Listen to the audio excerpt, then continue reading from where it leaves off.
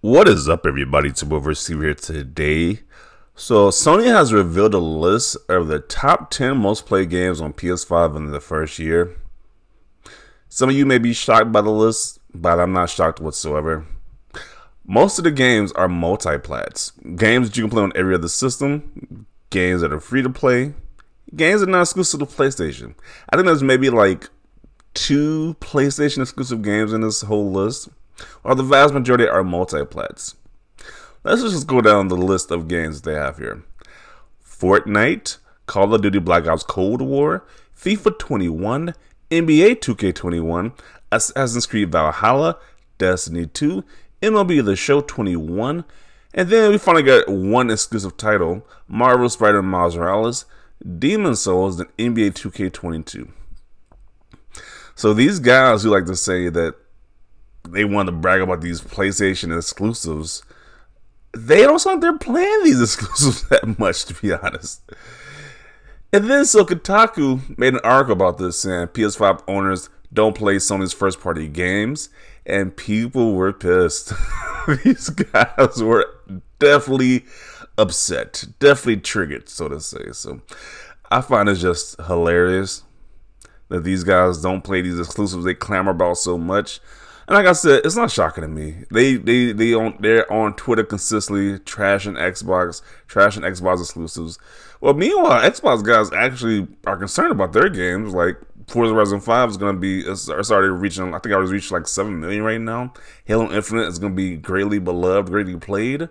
And what's up with the Sony guys? Why are they not playing their exclusives like that? It kind of seems like the average person who buys a PlayStation 4 or PS5 just wants to play Fortnite, Call of Duty, FIFA, or NBA 2K. That's all they want to play on that system. They don't care about these big exclusive games like God of War, Horizon Forbidden West. The average person just wants to play Fortnite and Call of Duty. They want to see Batman doing a cartoon dance. That's what they care. That's what they're more concerned about seeing in their video games.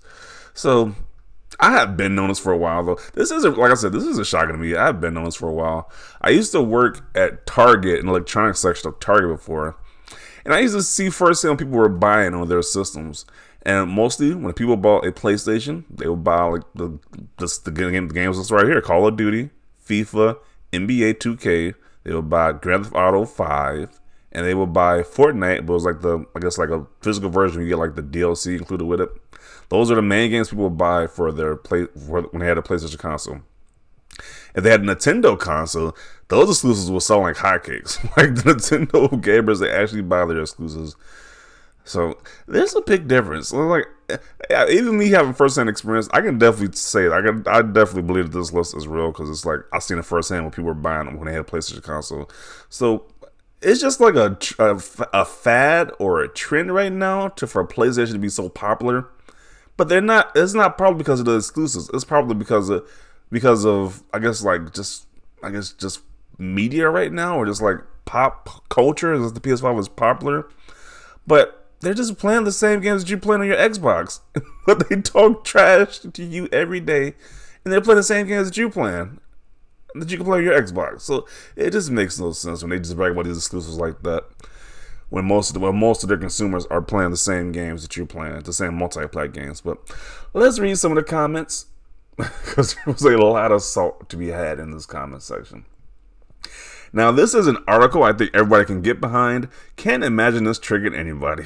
Oh boy, is he wrong. So many people were triggered by this article. I mean, if PlayStation exclusives are doing great, just imagine Xbox exclusives.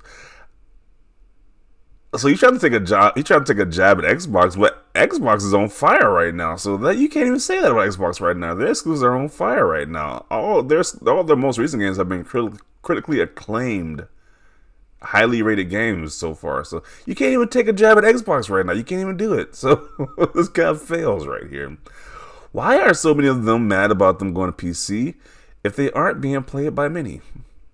They are being played by many. This is a garbage article where they debunk their own argument. This is based off time played. Most multiplayer games are going to get more hours than a linear single-player game.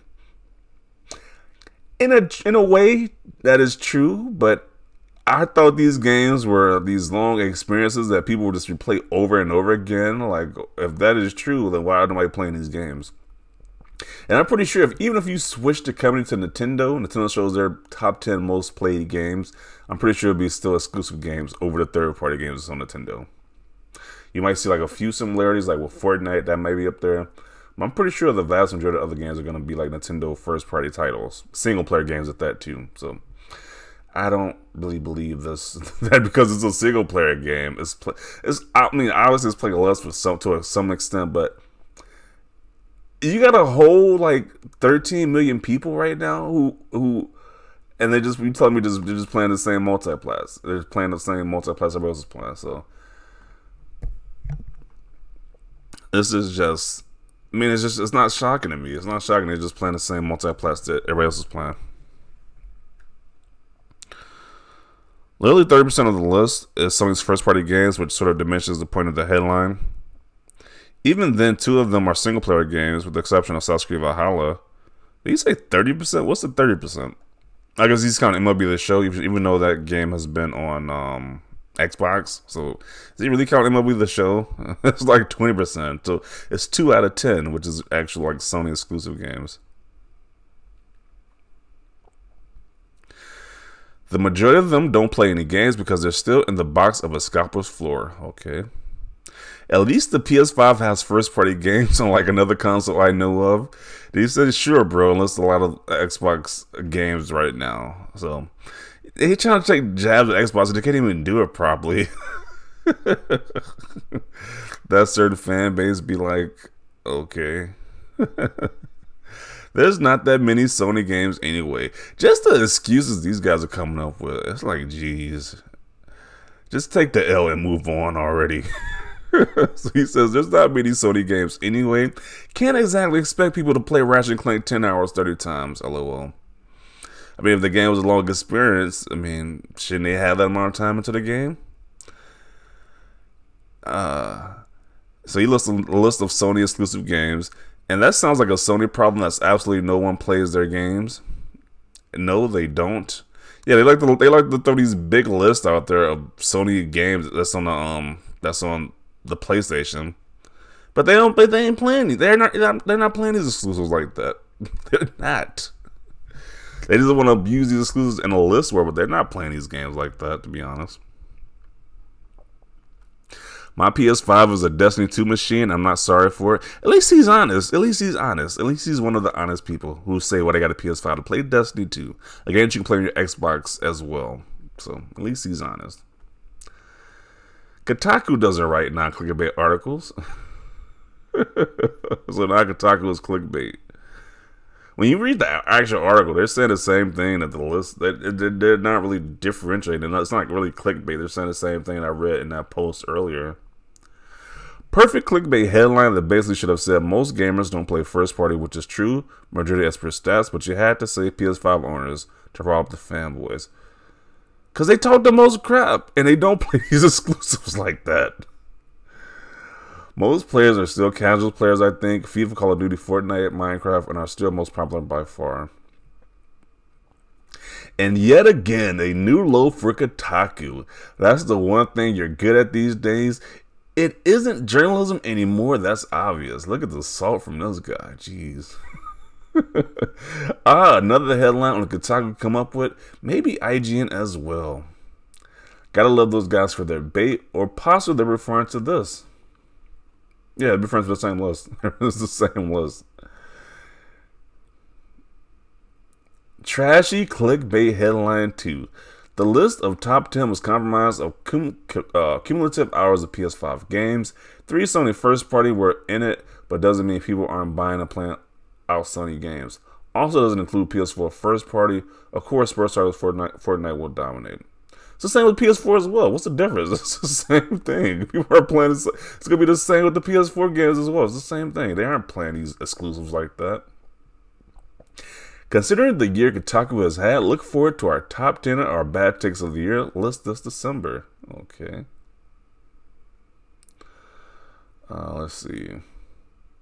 A lot of casual gamers buy PlayStation products because branding. Yeah, it is simply the branding. People are like it just kills me when they talk about these exclusive games like they're just so amazing. When most of the audience isn't even buying these exclusive games. That's why you got about like 100 million sold system, and like only like maybe like 20 to 30 million buyer games. If they're so critically acclaimed, why aren't more people buying these games like that? The average majority are buying Fortnite, Call of Duty, and FIFA. That's what they're buying. Let's see. To be fair, I just been using my PS5 to play Final Fantasy 14.